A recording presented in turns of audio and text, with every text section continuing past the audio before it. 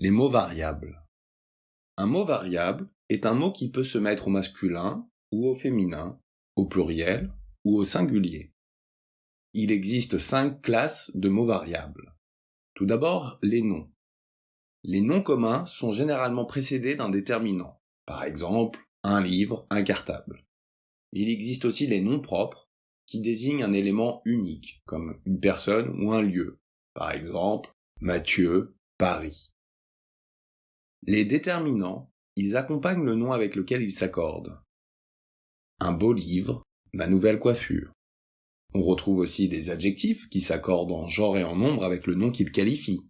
Par exemple, une histoire passionnante ou un bel été. Les pronoms qui s'accordent en genre et en nombre avec l'antécédent remplacé, il est là, j'ai acheté cette robe, je te la donne. Et les verbes, elles ont été bien notées. Les mots invariables.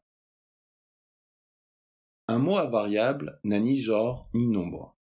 Il existe 5 classes de mots invariables. Les adverbes, par exemple ici, quand. Les prépositions, par exemple à, dans.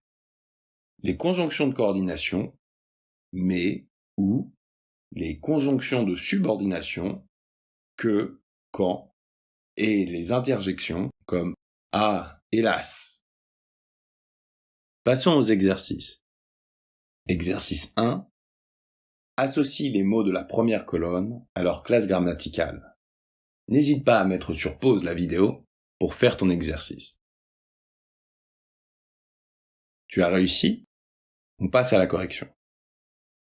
De sorte que est une conjonction de subordination. Mais est une conjonction de coordination comme mais où est donc Ornicard?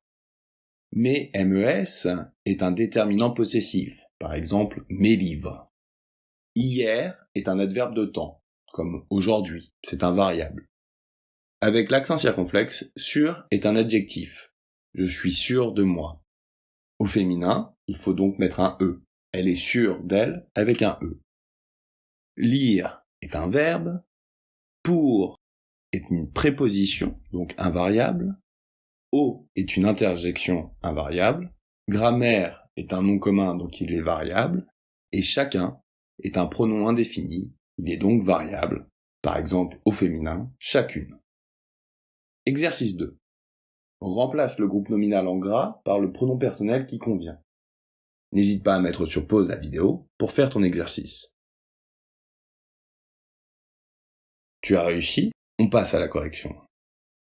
Donc, un logiciel est masculin singulier. Donc, nous l'avons utilisé. Nous, le, mais comme il y a une voyelle avec avons, on enlève le E, on évite le E. Nous l'avons utilisé.